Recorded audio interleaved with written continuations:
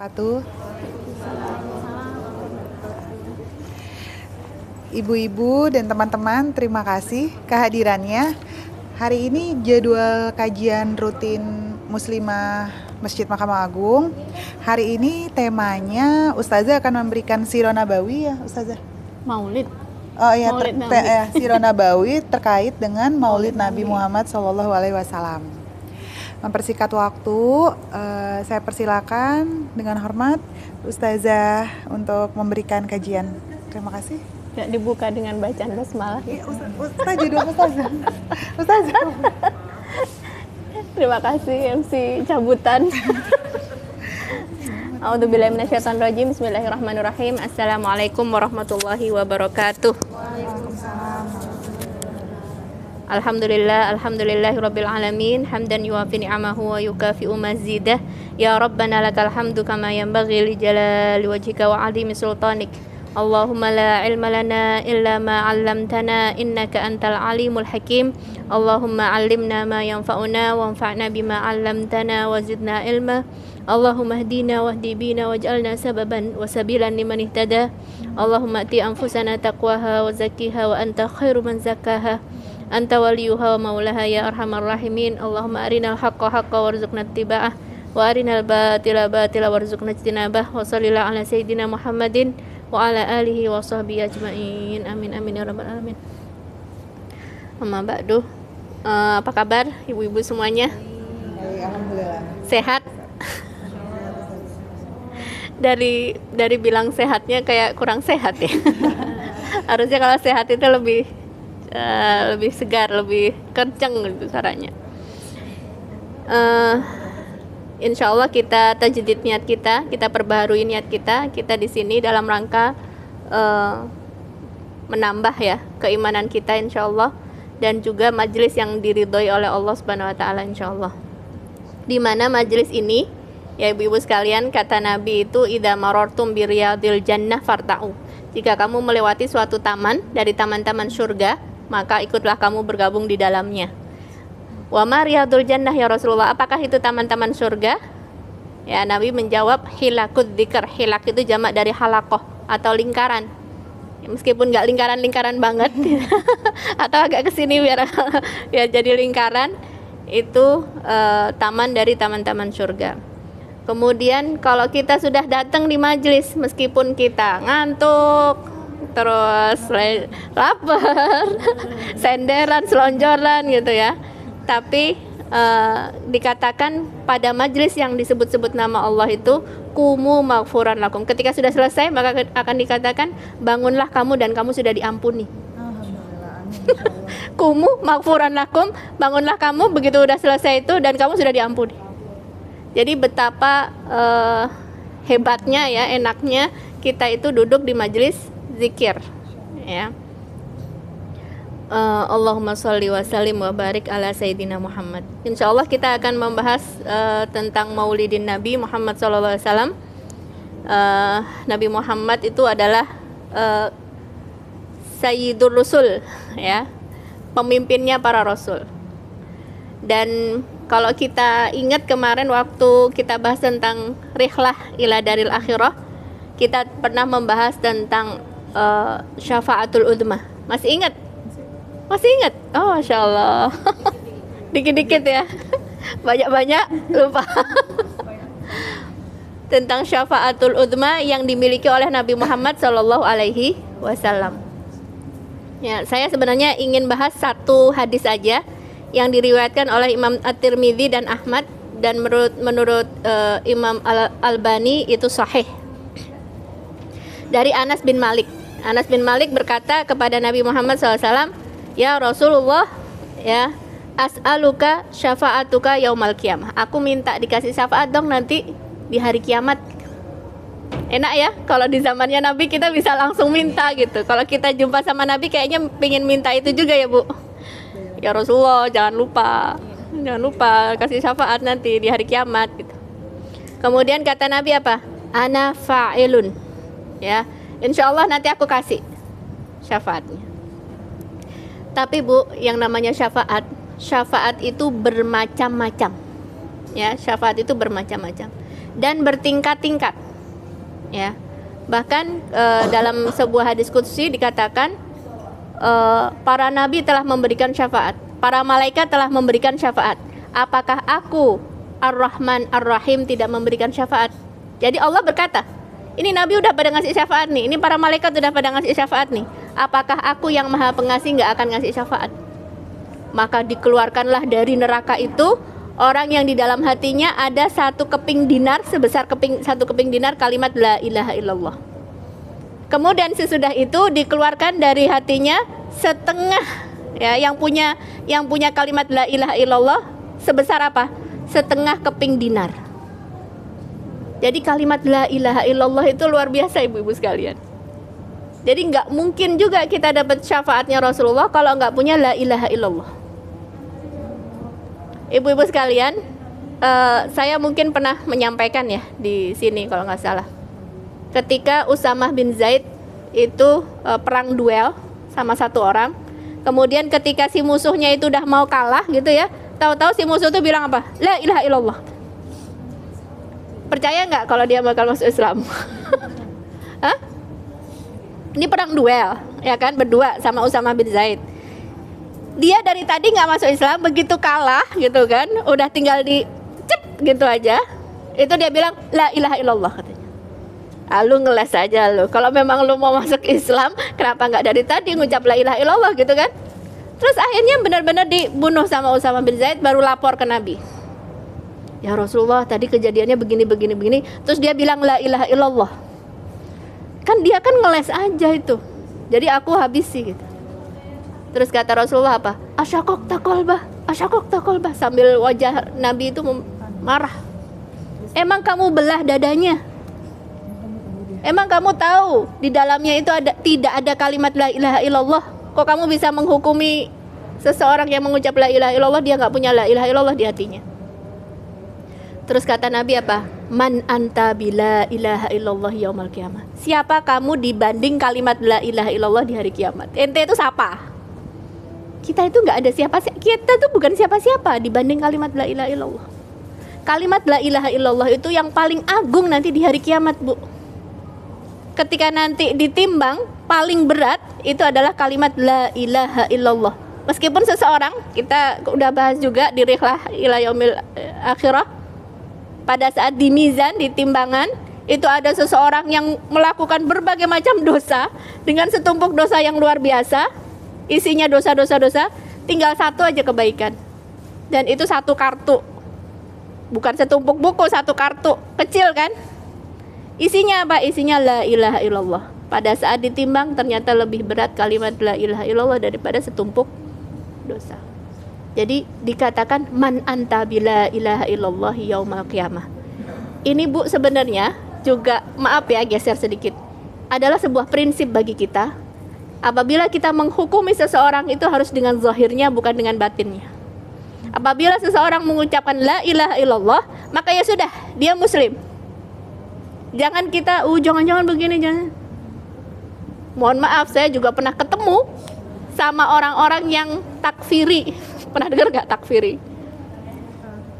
Takfiri itu mudah mengatakan kafir pada orang mukmin. Zahirnya beriman, tapi dia bilang dia kafir kok. Ya, meskipun saya menghormati beliau misalkan begitu ya.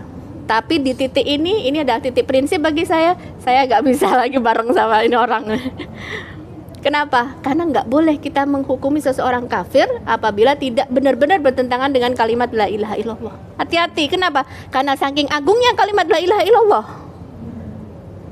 Nabi tahu saya boleh geser begini gak? Biar lebih kelihatan. Nabi ketika di Madinah itu bermuamalah nggak sama orang-orang munafik? Muamalah. Dan Nabi tahu nama-nama orang munafik ini. Bahkan Nabi ngasih tahu Hudzaifah ibnu Yaman, ini loh si fulan 80 orang munafik.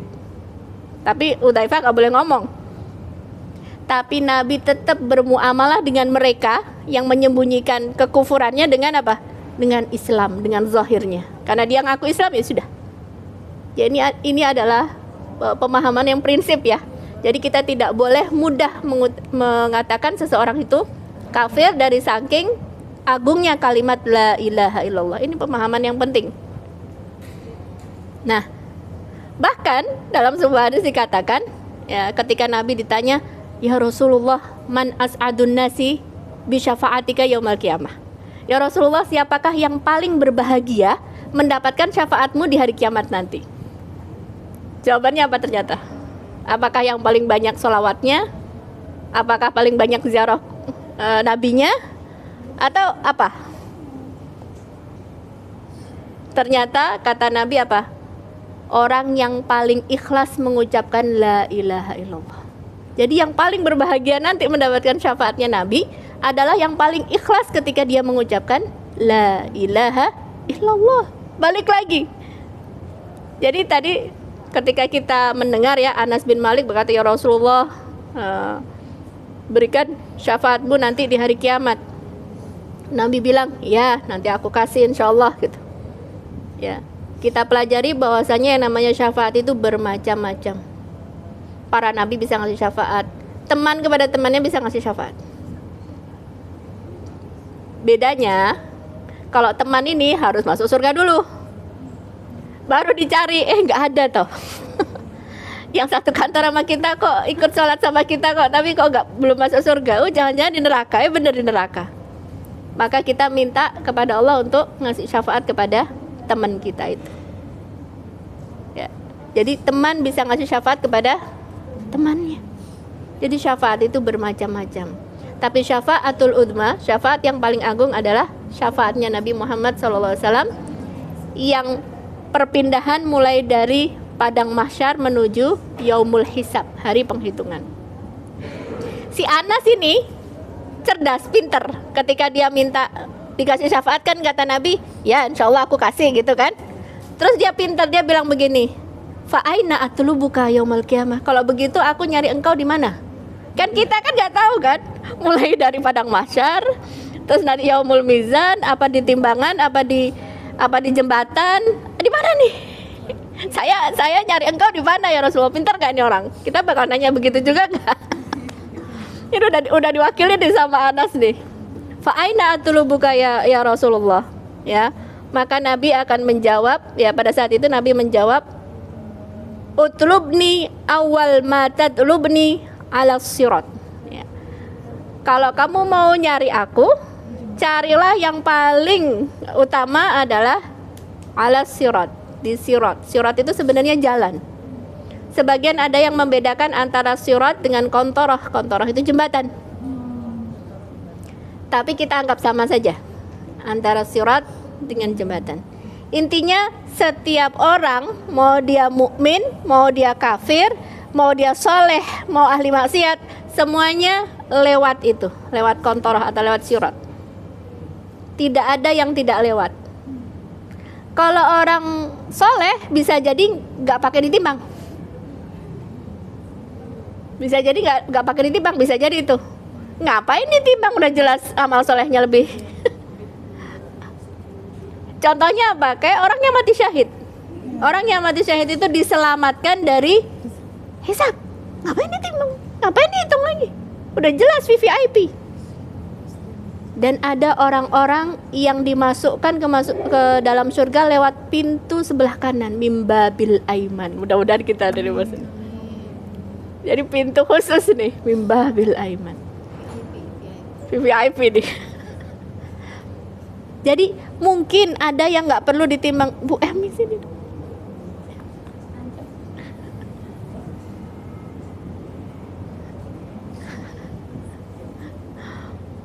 Maaf didahului ya. Iya, nggak apa-apa. Masya Allah. Sayanya yang ini belakangan. Lanjut ya. Jadi ada yang nggak perlu ditimbang, tapi kalau lewat jembatan pasti lewat jembatan. Kita review sedikit jembatan itu seperti apa.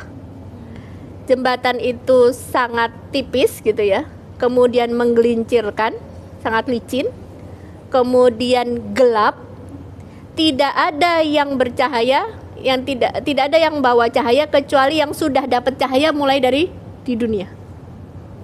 Mulai dari di dunia, kalau dia sudah dapat cahaya itu, cahaya petunjuk itu, maka dia dapat cahaya nanti buat menerangi jalannya di jembatan. Ada yang terang, ada yang redup, ada yang mati-mati. Jalan satu langkah mati. Jadi tergantung cahaya yang dia miliki dari dunia. Nanti dalam Quran surah Al-Hadid, kapan-kapan dibaca terjemahannya surah Al-Hadid, itu digambarkan bagaimana orang yang berjalan di alas sirat itu. Dulu yang namanya penerangan itu adanya cuman obor kan. Jadi yang namanya lampu itu dianggapnya seseorang yang megang obor.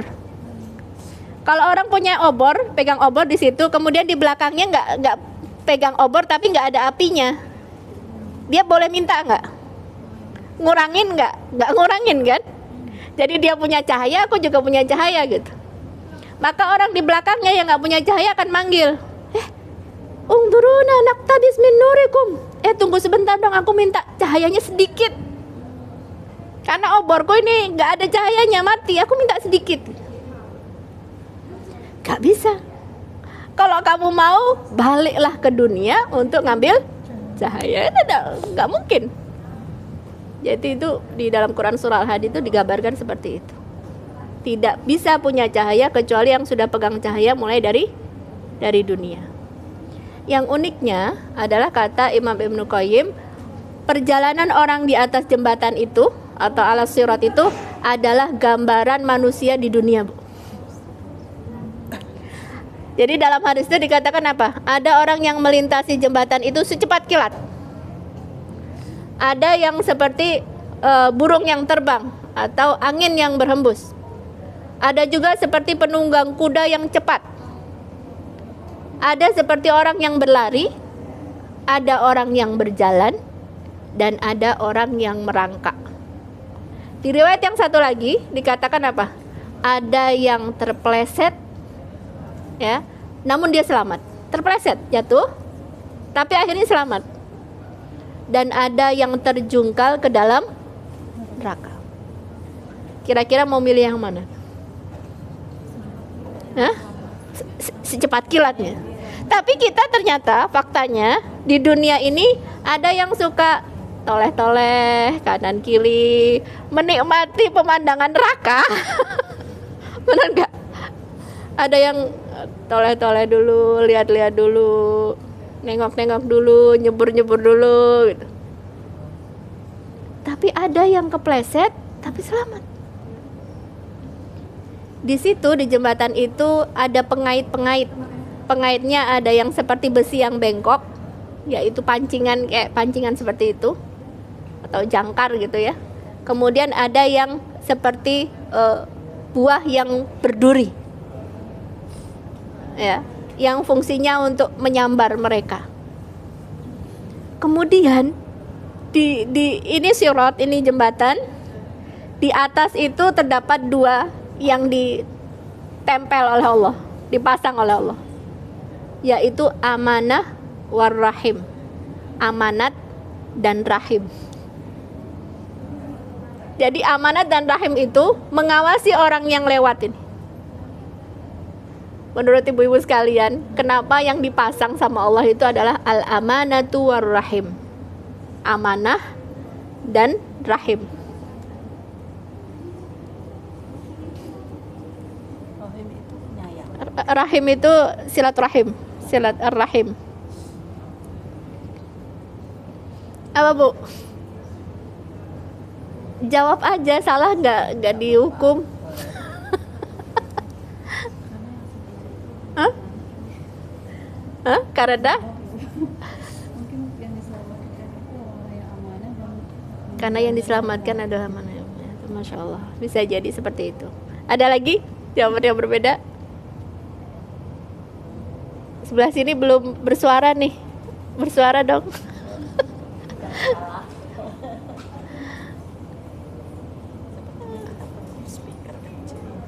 Ini ada nih. oh enggak maksudnya. Oh, yang sebelah sini ada yang mau jawab? Kenapa amanah war rahim, amanah dan rahim? jawab. Amanah, karena amanah itu berat dan rahim.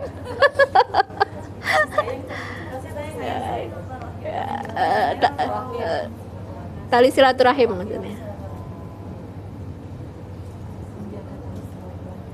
Karena ternyata dua hal ini kata ulama adalah yang paling disia-siakan oleh manusia di dunia. Betapa sulitnya mencari orang yang amanah gitu. Makanya dua ini dipasang untuk menakut-nakuti orang yang sedang lewat, mengawasi. Betapa mudahnya orang yang mencederai amanah. Betapa mudahnya orang memutuskan tali silaturahim. Mudah banget. Saudara kayak nggak saudara. Pernah nggak datang pembagian waris? Kayak bukan saudara tuh. Sebelumnya nggak, tapi begitu masalah duit berubah gitu. Kayak nggak saudara. Jadi dua itu dipasang oleh Allah pada saat kita melewati jembatan Sirat itu tadi. Nah, yang penting di sini adalah kata Imam Ibnu Qayyim tadi, perjalanan orang yang melewati itu bagaikan kehidupan kita di dunia. Apakah kita itu mau seperti orang yang merangkak, ataukah orang yang mau istiqomah lempeng aja? Karena yang halal itu nampak halal, al halalu bayyinun jelas, dan yang haram itu jelas. Wa bainahuma umurun mutasyabihat, antara halal dan haram itu ada yang mutasyabihat yang harusnya kita tinggalkan juga. Karena kalau udah sampai di abu-abu takut sampai ke yang haram. Ya. Itu makanya kata Nabi ala sirat. Nabi di mana nih? Di jembatannya. Di ujung jembatan sana. Jadi Nabi sudah lewat. Jadi ini terakhir nih. Setelah jembatan apa? Syafaat udah dari awal, syafaatul udma. Tapi bisa jadi di sepanjang itu ada syafaat juga. Nabi ada di ujung sana mendoakan umatnya satu persatu. Nabi kenal nggak sama kita? Hah? Enggak. Sebentar. Kalau kita misalkan kenal sama selebgram atau sama artis gitu ya, artis itu kenal nggak sama kita? Nggak kenal ya. Pas kita bilang kita kenal, saya udah follow, saya udah subscribe. Tapi dia nggak kenal tuh sama kita. Siapa lo gitu kan? Tapi kalau Nabi kenal umatnya. Dari mana? Dari bekas wudu. Jadi betul ya. Nabi itu pernah bilang begini, saya mengenali umatku dari bekas wudu kalian. Bekas wudu kalian itu akan berubah menjadi cahaya. Dan Nabi mengenali itu seperti warna putihnya hewan yang belang dari hewan yang hitam gitu. Belang-belang itu kan kelihatan tuh, misalkan kucing warnanya kucing warna hitam, kemudian belangnya warna putih gitu. Nah, itu bukan warna putih tapi cahaya, bercahaya di bekas-bekas wudu kita. Jadi kita dikenali sama Nabi dari bekas wudu yang berkilauan. Kemudian Abu Hurairah sambil meriwayatkan itu bilang apa?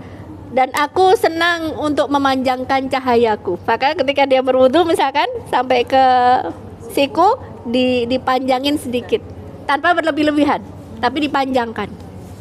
Dan aku senang untuk memanjangkan cahayaku. Jadi dikenali dari cahayanya. Ya, insyaallah. Nabi mendoakan umatnya satu-satu dengan doa Allahumma salim salim. Ya Allah selamatkan, ya Allah selamatkan, ya Allah selamatkan. Ya. Kalau kita sih udah jelas lewat jembatan, masuk aja ke surga. Udah capek dari tadi berdiri 50.000 tahun. Kemudian menghadapi hari yang berat gitu. Mendingan masuk surga aja leren gitu. Senang-senang. Tapi enggak, ini malah mendoakan umatnya satu persatu. Kemudian kata Anas, ini pinter nih.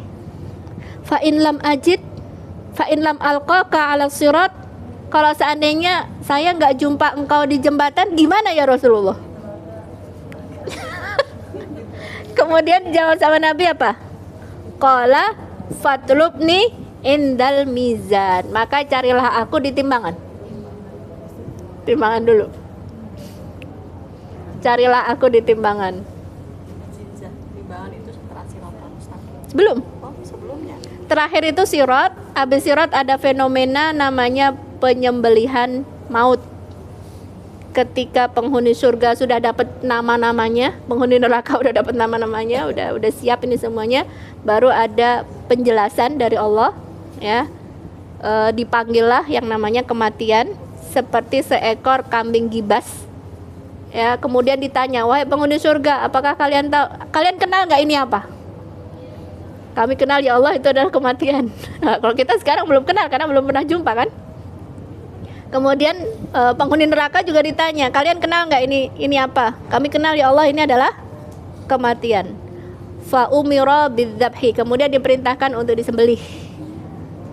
Kemudian Allah katakan fal khuludu wala maut, mulai hari ini kekal, khalidina fiha, kekal di dalamnya, dan tidak ada lagi kematian. Tidak ada lagi kematian. Kebayang nggak hidup terus nggak mati-mati? Nggak mati-mati. Jadi orang yang mau menukar kenikmatan sementara di dunia itu ruginya luar biasa. Itu nggak sabar berdiri sebentar untuk mendapatkan kenikmatan yang selamanya. Dia mau nuker, mendingan aku di istana 1 hari, besok selamanya aku di pinggir jalan. Itu rugi yang benar-benar merugi. Jadi sesudah penyembelihan itu baru surga dan neraka. Tapi sebelumnya itu apa? Yaumul mizan kan? Hari penimbangan atau yaumul hisab, hari penghitungan. Kalau ibu-ibu sekalian masih ingat di slide yang dulu ya Bu, tentang yaumul hisab, hari penghitungan itu ada fenomena namanya fenomena timbangan. Ada juga gambaran terkait dengan tato yuris suhuf, terbangnya buku, ya. Masih ingat gak? Yang ada layarnya, slide-nya, buku kan? Benar, buku catatan amalan kan? Kemudian ada juga fenomena namanya persidangannya Allah. Itu semuanya adalah yaumul hisab ataupun hari penghitungan. Detailnya seperti apa kita nggak tahu, mana yang dulu, apakah yang udah dia membaca kitabnya maka dia tidak dihisap, apakah dia masuk persidangan nggak perlu baca kitab, apakah baca kitab tapi nggak perlu persidangan. Kita hanya tahu dari dalil-dalil saja, nggak boleh ngarang. Tapi itu adalah salah satu dari yaumul hisab, hari penghitungan. Nabi itu sering berdoa, Allahumma hasibni hisaban yasiron. Coba kita hafalin yuk.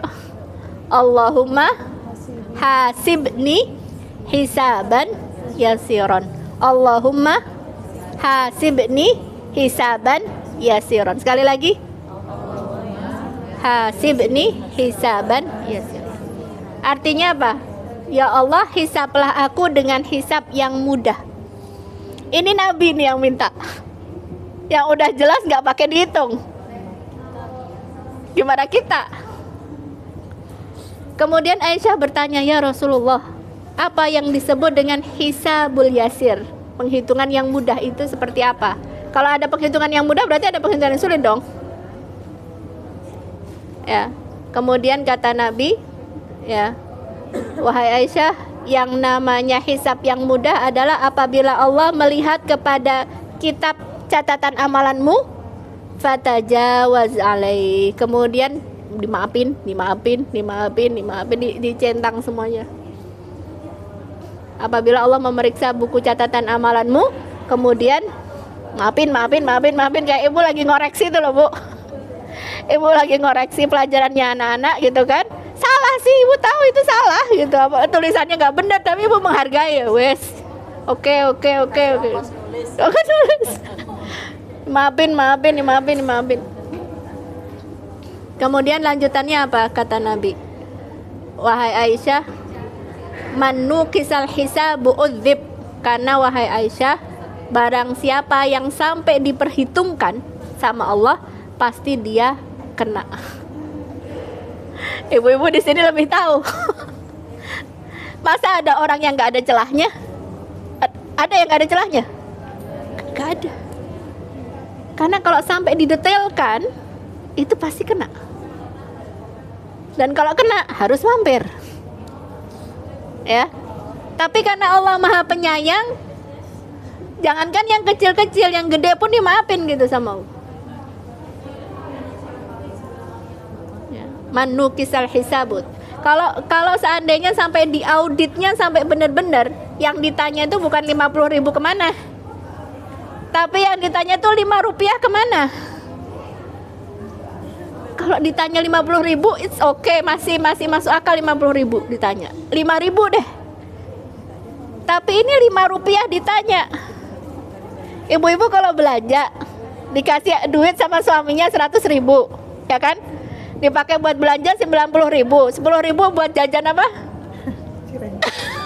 Buat jajan cireng. Ditanya nggak sama suami, Dek, yang 10.000 mana? Gitu, ditanya gitu nggak? Hah? Ditanya nggak? Mungkin kita jawab, kebangetan lu mas. 10.000 pakai ditanya gitu. Kalau saya, Ya. saya infokan. Ya, tadi belanjanya Izin, kalau saya biasanya amanah khusus ya, ini biasanya kalau hari-hari sih nggak diperintahkan. Misalnya titip pesan belanjain untuk kantor ya Dek gitu. Saya belanjakan ya, sisanya tadi diminta Faras beli cilok ya. Nah, tapi saya sampaikan supaya sebelum beliau nanya sudah tahu infonya. Kalau beliau bilang oh ya sudah, itu duit kantor balikin lah, ya dibalikin. Terima kasih. Iya, itu cuma contoh ya ibu-ibu. Kayaknya kenyataannya nggak mungkin terjadi. Masa 10.000 ditanya sama suami gitu ya? Ya udah pasti boleh lah buat jajanmu gitu. Tapi intinya seperti itu. Kata Nabi apa? Manukisal hisabu udzib. Kalau sampai diaudit, kamu pasti kena gitu. Ini karena nggak diaudit, ini karena dimaafin. Karena kalau kamu sampai kena audit, kamu kena. Dan kalau kena pasti mampir. Makanya perbanyak doa apa tadi? Allahumma hasibni hisaban yasiran. Jadi hisaban yasiran itu cuman oh iya dimaafin. Oh dia pernah begini, dimaafin. Dan kata Nabi apa? Kullu ummati mu'afa. Setiap umatku tuh dapat peluang ampunan Allah.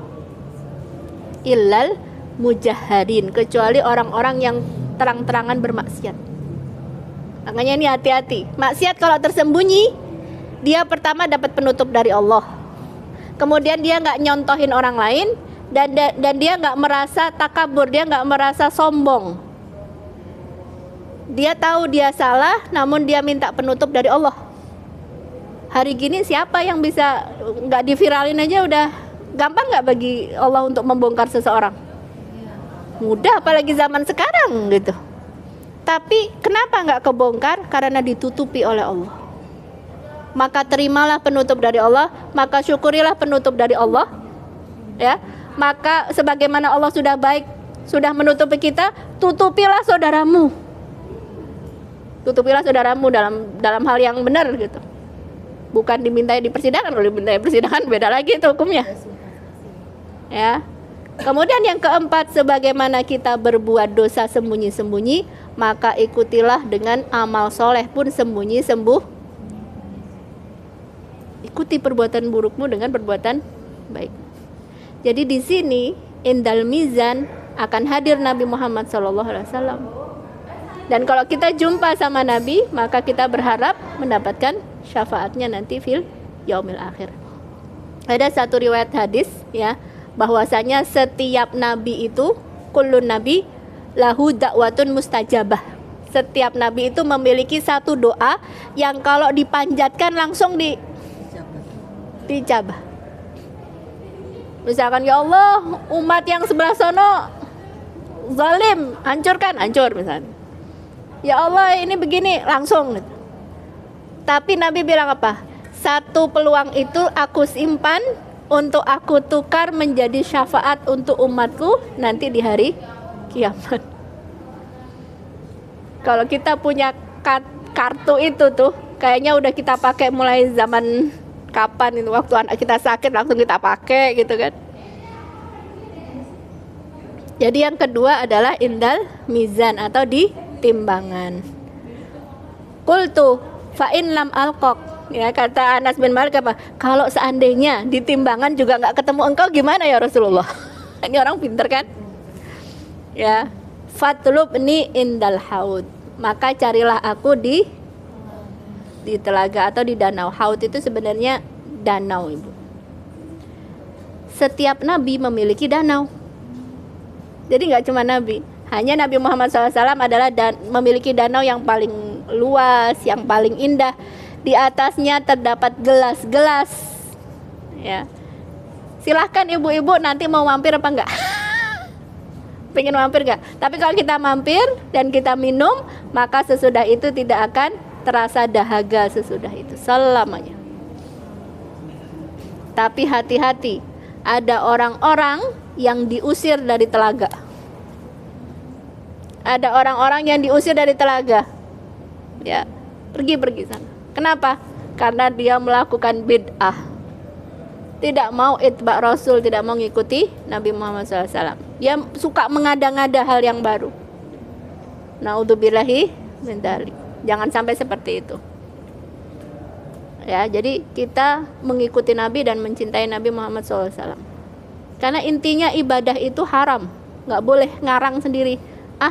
2 rakaat itu kurang lah. Kalau sholat subuh tambahin 1 deh gitu misal. Nggak boleh gitu. Kalau haji ke Makkah jauh, terus ngantri, terus mahal. Kenapa nggak ke Istiqlal aja yang deket misalnya? Nggak boleh lah. Nggak boleh ngarang. Ibadah itu harus itba Nabi Muhammad SAW. Jadi itu di danau. Danau itu kan ada air ya. Airnya dari mana? Airnya diairi dari mata air Kautsar. Inna a'tainakal Kautsar. Ya. Mata air Kautsar ini dikasih spesial oleh Allah untuk Nabi Muhammad SAW. Kalau kita ingat kisah sirah Nabi Muhammad SAW, dia kan punya paman ya. Paman yang gak beriman namanya siapa? Yang disebut dalam Al-Quran Abu Lahab. Abu Lahab itu Bu, pamannya sendiri nih. Bukan paman yang jauh. Kalau Abu Jahal masih paman yang jauh. Ini Abu Lahab itu pamannya sendiri langsung, saudaranya bapaknya. Ya kan? Dia itu kemana Nabi berdakwah nih, misalkan ada rombongan di sini, Nabi berhenti di sini berdakwah. Ketemu lagi ada orang di situ, 1 orang disamperin sama Nabi berdakwah gitu kan. Kerjaannya Abu Lahab itu abang ngikutin di belakangnya. Orang itu tadi ngapain? Ngomong apa? Jangan percaya. Aku pamannya, aku aja gak percaya. Jadi dimentahin lagi nih. Ini orang udah mau masuk Islam, dia udah baik gitu kan. Dimentah-mentahin lagi nih sama itu kerjaannya Abu Lahab. Plus wa mra'atuhu hammalatal hatab. Istrinya pun sepasang, ini couple yang kompak. Tapi kompak dalam kejahatan. Ummu Jamil itu dia itu pertama apa? Mengganti nama Nabi Muhammad SAW yang namanya Muhammad. Muhammad artinya apa? Yang terpuji kan? Diganti sama dia jadi Mudzammam. Mudzammam artinya yang tercela. Orang namanya baik diganti jadi nama yang buruk. Muhammad diganti Mudzammam. Kemudian si Ummu Jamil ini kerjaannya apa? Suka menebar suka menebar fitnah. Makanya disebut hammalatal hatab, itu bisa jadi kiasan dari, karena dia bukan membawa kayu bakar. Bisa jadi dia membawa kayu bakar, tapi bisa jadi juga dia itu adalah orang yang suka mengobarkan fitnah. Terus dia bersyair. Ya. Mudammamun abaina wa dinuhu abaina gitu. Jadi dia itu bersyair, Mudammam itu si Mudammam, dia ganti kan namanya Muhammad jadi Mudammam. Mudammam itu adalah yang begini-begini, dia agamanya kita tidak mau mengikutinya, dia itu begini gitu. Mirip seperti Twitter hari ini. Jadi siapa yang bersyair, maka orang yang mendengar akan mengikuti syairnya, kemudian di-share lagi ke yang lain. Di zaman sekarang itu. Kalau kemarin zaman dulu itu pakai syair, sekarang pakai X. Pakai medsos. Jadi dia suka mengobarkan perkara-perkara yang buruk. Mirip-mirip lah. Di setiap zaman itu ada. Ketika itu Abu Lahab, ya, ketika anaknya Nabi Muhammad SAW yang meninggal, yang laki-laki kan meninggal waktu kecil. Kemudian dia itu senang. Ibu ada anaknya saudara meninggal, bahagia apa sedih? Bener ya, sedih ya. Ini senang Abu Lahab, bahkan dia mengatakan Nabi al-abtar, al-abtar, wahai yang terputus, wahai yang terputus. Tahu sendiri, namanya orang Arab itu, namanya anak laki-laki itu adalah kebanggaan. Ini meninggal nih, sehingga anaknya yang tersisa adalah perempuan, maka disebut sebagai al-abtar, al-abtar, sama si Abu Lahab. Kemudian Allah langsung bela dengan turun Quran surah Al-Kautsar. Inna a'tainakal, sesungguhnya aku memberikan kamu telaga Kautsar. Fasholli li rabbika wanhar, maka salatlah kamu dan berkorbanlah. Inna syani'aka, karena sesungguhnya yang terputus itu adalah mereka. Al-abtar itu mereka. Bukan engkau wahai Nabi, engkau bahkan punya mata air Al-Kautsar. Tapi kalau mereka itu adalah orang-orang yang terputus. Mungkin mereka bukan terputus nasabnya karena punya anak laki banyak, tapi mereka terputus dari rahmat Allah. Wa na'udzubillahi min dzalik. Jadi ini Al-Kautsar itu diberikan kepada Nabi spesial, dan air dari Kautsar itu yang mengaliri, yang mengisi danau-danau yang ada di akhirat nanti, di antaranya danaunya Nabi Muhammad sallallahu alaihi wasallam. Terus kata Nabi di akhir hadis ini apa? Ya. Pokoknya cari aku di 3 tempat ini, sesungguhnya aku tidak akan menyelisihi 3 tempat ini. Kalau nggak di sini ya di sini, kalau nggak di sini ya di sini. Udah tahu ya mau ketemu di mana? Terakhir ketika Nabi mengatakan isbiru hatta talaqauni ala khud. Bersabarlah kamu wahai umatku sampai jumpa denganku di telaga, di danau. Jadi kita berat, susah, iya sabar sebentar sampai jumpa denganku. Jadi hadirkan dalam hati kita itu sedang ada mau'id, kita itu sedang ada janji yang nanti kita akan jumpa dengan Nabi Muhammad sallallahu alaihi wasallam. Itu saja dari saya. MC-nya ke siapa lagi nih? Tadi salah. Oh, alah. Terima kasih Ustazah. Teman-teman dan adik-adik sekalian yang dirahmati Allah, masih ada waktu 5 menit. Silakan jika ada yang mau ditanyakan, dikonsultasikan. Silakan, mangga. Ya. Boleh pakai ini biar keren.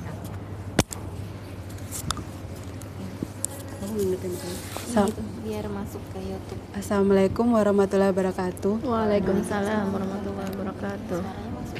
Oh ya, Ustadz tadi kan dijelaskan di Yaumul Hisab tuh ada orang-orang yang bercahaya, yang itu amalannya apa supaya kita tuh bisa bercahaya di Yaumul Hisab? Di Sirah ya, di Sirah ya, di jembatan Sirah gitu. Terus kalau nanti itu di Yaumul Hisab itu setelah kita menjelati jembatan, ditimbang dan segala macam itu, kita tuh selamat tuh kalau amalannya seperti apa gitu. Kan tentunya kita selama hidup itu ada kesalahannya juga, ada kebaikannya juga, tapi yang seperti apa sih yang kita lakukan supaya kita bisa selamat dari apa namanya itu, dari siro, dari timbangan, pokoknya semuanya sampai bisa masuk surga kalau bisa sih ya, kalaupun dihisab kita lewat gitu, maksudnya sampai ke surga tanpa masuk ke neraka dulu, maksudnya gitu. Amin ya Allah. Udah. Ada lagi? Yuk. Ada yang mau ditanyakan? Kalau nggak ada, Nggak ada nih beneran. Enggak. Tadi pertanyaannya gimana caranya Ada lagi. kita ini dulu ya, yang sudah ditanyakan dulu. Gimana caranya pada saat kita nanti sudah dipanggil sama yang di atas, pada saat nanti waktunya kita harus menyerapnya, ditimbang, menyeberangi Shirathul Mustaqim, itu kita bisa diberikan kemudahan.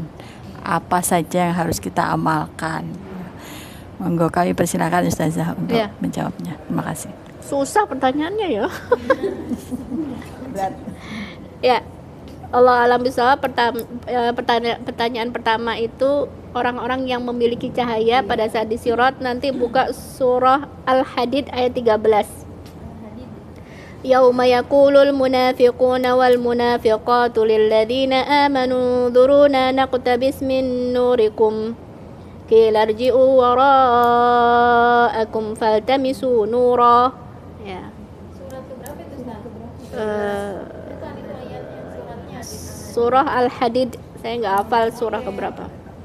Oke? Ayatnya Jadi di situ mungkin sebelumnya atau sesudahnya dibaca sendiri terjemahannya nanti di rumah. Tapi intinya di sini adalah pemandangan ketika orang-orang munafik, perempuan ataupun laki-laki, akan berkata kepada orang-orang yang beriman, "Tunggu sebentar, aku minta cahayanya dong." Kira-kira apa perbedaan antara orang munafik sama orang beriman? Kan tadi orang beriman punya cahaya, orang munafik nggak punya cahaya. Dia bilang apa? Minta sedikit dong cahayanya. Perbedaan antara orang munafik sama orang beriman apa? Orang beriman tidak perlu minta. Iya, maksudnya karena sudah punya cahaya. Berarti apa yang membedakan? Tidak punya cahaya. Berarti apa? Cahaya itu apa? Keimanan. Berarti cahaya itu adalah keimanan. Karena orang munafik akidah nih ya. Munafik akidah adalah menyembunyikan kekufuran dan menampakkan iman. Saya orang beriman kok. Padahal di dalamnya apa? Kufur, benci sama orang. Jadi kalau ingin tambah tebal lagi cahayanya, berarti ditambah tebelin keimanannya. Tapi ada orang-orang yang memang gak beriman, dan dia ingat beriman, ingat sholat kalau apa? Kalau ada keluarga yang meninggal baru ingat. Itu bagaikan kilat itu loh. Banyakan kilatnya apa banyakan nggak kilatnya? Kalau kita lagi hujan nih, bisa nggak kita bawa cuma cap gitu? Keimanan itu timbul pada saat misalkan ayahnya meninggal baru dia sadar. 7 hari sesudah itu lupa lagi. Nauzubillahi min dzalik. Apa hubungannya iman sama ibadah? Kalau tadi dibilang cahaya itu adalah cahaya iman, berarti nggak perlu ibadah dong. Bisa nggak dibilang begitu? Yang merawat iman itu ibadah. Nah, jawabannya. Ya, kata ulama, al-imanu yazidu wa yanqus. Keimanan itu bertambah dan berkurang. Yazidu bit ta'ah wa yanqusu bil maksiat. Bertambah dengan ketaatan-ketaatan, baik kualitas ataupun kuantitas. Wa yanqusu bil maksiat, dan akan berkurang dengan kemaksiatan. Kalau pengen iman tebal, banyak-banyak ketaatan, baik kuantitas dan kualitas. Dan kualitas tentu lebih penting daripada kuantitas. Dan kalau pengen imannya lemah, perbanyak aja maksiat, jangan. Otomatis, Bu. Perbanyak maksiat pasti iman turun. Perbanyak ketaatan pasti iman naik. Apakah kelihatan dari zahirnya? Belum tentu. Makanya Nabi itu pernah ditanya apa? Ya Rasulullah, ada seorang perempuan sawamah, qawamah. Dia ahli siam, dia ahli qiyam. Wa yu'dhi jiraha, tapi dia menyakiti tetangganya. Nabi bilang apa? Hiya finnar, dia masuk neraka. Kalau dari zahirnya kayaknya solihah, tapi batinnya ternyata dia suka nyakitin tetangganya gitu. Ya, berarti tetap ada pengaruhnya dari kualitas ibadah seseorang. Jumlahnya banyak mungkin, tapi kualitasnya tidak mencegah dari fahsya wal mungkar. Bagaimana itu kualitas salatnya? Berarti ya rajin kok salatnya, tapi kenapa ya kok begini? Berarti sholatnya belum mencegah dia dari perbuatan keji dan mungkar. Itu jawaban yang pertama ya. Yang kedua apa tadi? Supaya selamat dari semuanya itu sampai bisa masuk surga gitu tanpa masuk neraka dulu. Ternyata pada akhirnya semua itu dengan rahmat Allah. Ternyata pada akhirnya itu semua karena rahmat Allah. Ya.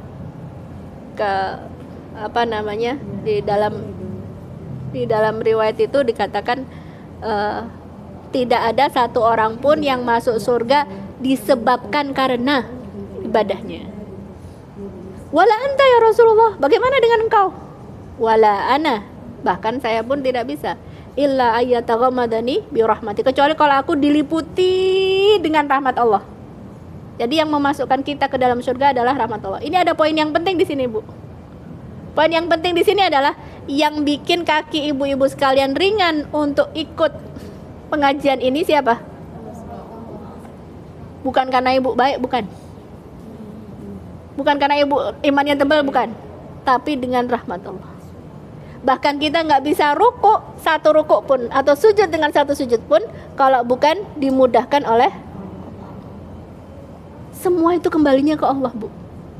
Ibu pernah nggak mengangkat tangan berdoa, tiba-tiba ingin doain keluarga, tiba-tiba ingin, ya Allah tebalkan keimananku, ya Allah pengen ini, tiba-tiba nih, itu adalah ilham dari Allah. Allah itu ngasih ilham kepada hambanya. Allah ngasih ilham kepada semua kita. Itu kalau bukan karena ilham dari Allah, kita nggak tahu apa-apa. Ada orang mau buka bisnis baru, mau buka perusahaan, itu pun ilham dari Allah. Menurut kalian siapa yang ngilhamkan dia supaya dia bisnis di sini kemudian sukses? Siapa yang ngasih? Karena dia pintar, karena S3 kuliah bisnis, apa karena diilhamkan sama Allah? Diilhamkan sama Allah. Dia buka toko, ya kan? Dia buka toko padahal di samping kanan, samping kiri semuanya jualannya sama. Penjual itu berhentinya di toko dia, belinya tuh dari dia, bukan dari yang lain. Siapa yang menggerakkan hatinya orang itu tuh berhenti di depan toko kita, bukan di samping? Siapa? Jadi benar-benar la haula wala quwata illa billah. Semakin kita makrifah, semakin kita kenal sama Allah, kita semakin sadar kita itu nggak mampu apa-apa kecuali pertolongan dari Allah. Dan itu seharusnya orang yang beriman. Levelnya naik lagi dikit. Sampai kemarin ada doa apa? Allahumma inni atabarra'u min hauli wa quwati ila haulika wa quwati. Ya Allah, aku berlepas diri dari daya dan upayaku. Kita biasanya kalau sakit nyari obat, nggak bisa, coba lagi yang ini, dokter yang ini. Di Indonesia nggak bisa, Singapura, segala macam. Ya kan? Kita tuh sibuk sama sabab-sabab kesehatan, tapi lupa dengan musabbibul asbab yang menciptakan sebab-sebab.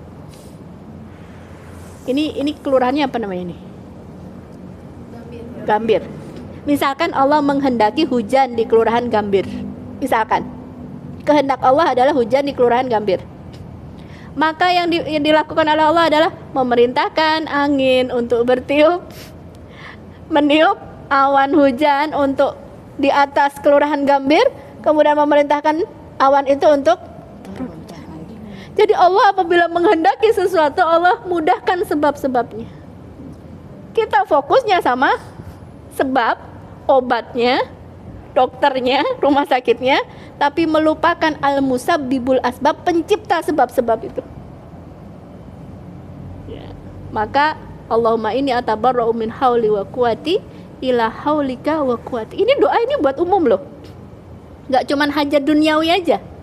Hajat ukhrawi kita pun bisa. Misalkan kita apa? Ya Allah kok berat banget ya mau sholat tahajud. Atau seseorang yang diuji dengan sebuah maksiat misalkan. Dia cinta sama maksiat ini. Susah mau ngelepasnya. Udah cinta nafsunya. Kalau dia mau cari segala macam nggak bisa. Ketemu terus gimana? Tambah sering ketemu tambah cinta nggak? Dinasihatin bisa nggak kalau orang jatuh cinta? Jangan nasihati orang yang sudah jatuh cinta. Apapun yang kita sampaikan, ya. Sehingga pada saat orang-orang diuji dengan seperti itu ya, nggak cuma diuji dalam hal duniawi, tapi diuji dengan kemaksiatan misalkan, dan dia sulit untuk melepaskan itu, berdoalah, Allahumma inni atabarra'u min hauli wa quwati ila haulika wa quwatik. Ya Allah, aku berlepas diri dari daya dan upayaku, aku nggak sanggup. Dan aku datang kepada daya dan upaya dari Engkau. Allah alam bisawab. Udah? Satu lagi. Jamnya udah jam 1 pas ya. Nanti kita lanjutkan di pertemuan berikutnya biar penasaran. Baik, adik-adik sekalian, ibu yang dirahmati Allah, alhamdulillah wa syukurillah hari ini dan seterusnya insya Allah kita akan mencoba untuk mengistiqomahkan jadwal taklim meskipun dengan segala kendala, dan tapi insya Allah kalau kita minta pertolongan sama Allah akhirnya akan dimudahkan. Amin.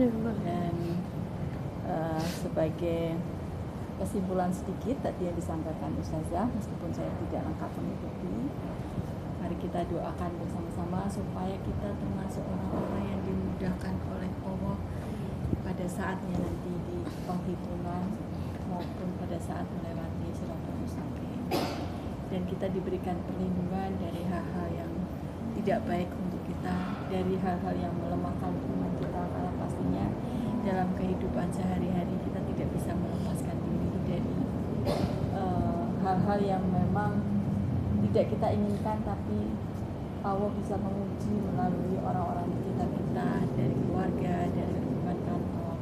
Kadang-kadang dalam mengambil keputusan, apakah keputusan yang kita ambil itu memberikan manfaat atau memberikan mudarat kepada orang di sekitar kita, itu juga supaya kita diberikan perlindungan. Dan betul yang dikatakan Ustazah, 2 minggu yang lalu saya kehilangan kunci mobil, kehilangan dompet. Saya tidak berani, di kantor saya ada isu orang yang suka keletung. Saya sempat terganggu, maksudnya mau nanya nutuh, tapi saya pegang, ya Allah saya tahu saya pelupa, tolong tunjukin ya Allah, kalau memang itu tidak diambil orang, berikan petunjuk, tolong saya ini. Jadi saya tuh berharap banget sama Allah bahwa itu tidak diambil orang, karena saya takut menuduh. Dan alhamdulillah seminggu kemudian tiba-tiba tanpa disengaja saya beberes kunci mobil ketemu. Minggu kemudian dompet ketemu di tas suami. Itu entah ceritanya saya tidak tahu, tapi saya hanya bersyukur pada saat saya kembalikan kepada yang di atas. Saya tidak mau menuduh orang, ternyata sama Allah dipertemukan. Itu yang kami rasakan, dan betul apapun yang kita alami kalau kita kembalikan sama yang di atas dan kita yakin dikasih solusi, insya Allah itu terjadi. Itu terjadi. Jadi saat suami saya mau mandi, beberes tas karena masih ada baju kotor, ketemu dompet. Jadi dia telanjang dada pun aku cium-cium, terima kasih. Terciumnya tuh sebenarnya terima kasih sama yang di atas. Kayak nggak disangka-sangka. Padahal mau ngurus ATM, blokir segala macam kan sangat repot banget. Tapi intinya saat kita punya sesuatu kita kembalikan sama yang di atas, itu solusi yang sebenarnya. Dan insya Allah itu akan memperkuat keimanan kita. Apapun yang kita alami kita kembalikan kepada yang mencipta. Demikian adik-adik semuanya, terima kasih atas kehadirannya dan tetap semangat. Insya Allah selalu akan ada kemudahan, dan pada saat kita mendapatkan ilmu dari mana saja itu juga menguatkan keimanan kita, ibadah kita, melaksanakan pekerjaan hari-hari, keluarga dan semuanya. Sebelum kita tutup, marilah sama-sama kita istighfar dan doa kafaratul majlis. Astaghfirullahaladzim, Astagfirullahaladzim, astagfirullahaladzim. Subhanakallahumma wa bihamdika, asyhadu an la ilaha illa anta, astaghfiruka wa atubu ilaik. Assalamualaikum warahmatullahi wabarakatuh. Waalaikumsalam warahmatullahi wabarakatuh. Terima kasih semuanya.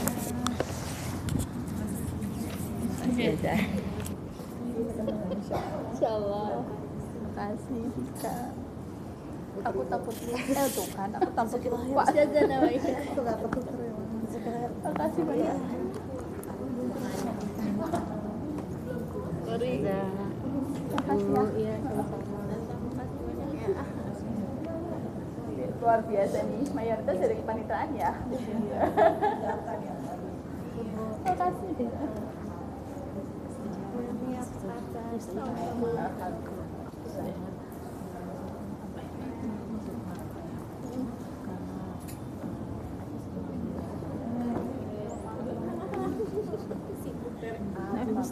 Terima kasih Mama.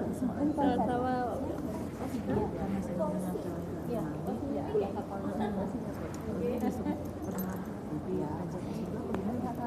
Oh gitu. Saya pernah dengar tapi nggak tahu ininya. Waktu Nabi lahir itu